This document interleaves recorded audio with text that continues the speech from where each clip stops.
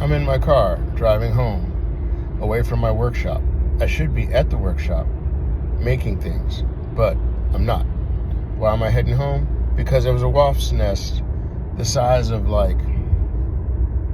not quite as big as a baseball, maybe with the total volume of a baseball, but shaped like a wasp nest on the lock to my storage, to my shop, to the door, the actual lock that locks the door, that keeps the door locked and shut. So I'm not going in there because I'm afraid of wasps.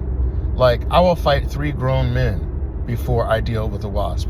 And it was a big wasp nest. And what makes it, believable and unbelievable is there was a wasp nest on the overhang, underneath the overhang, in the little cubby hole where the doors are. The other day, when I went out there Sunday, there was a wasp nest.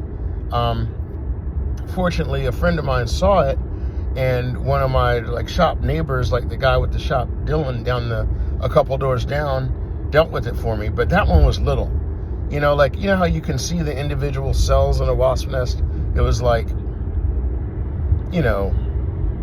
5 or 7 cells. It looked like the wasps were just getting started. This thing today had dozens of cells, and it's been less than 2 days. It's been less than 48 hours, and I don't understand. It looks like if you walked up on a wasp nest this size in the woods, you would presume that it had been there for a while. I don't understand how in less than 48 hours, more like 36 hours, I left the shop at midnight, after midnight, Sunday night.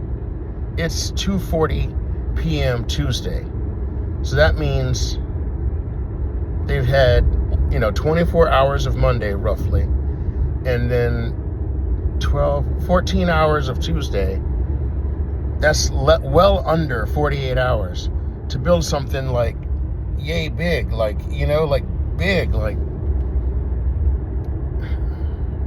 whatever. I mean, the front face of it, where you can see into little pockets, the little honeycomb or whatever, and it's not honeycomb because wasps don't make honey, but when you can see into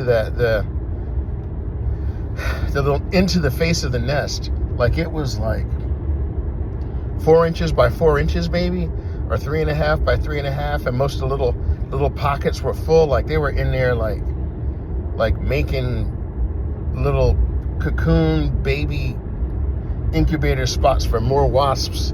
That's nasty and disgusting and potentially painful and potentially fatal. And nope.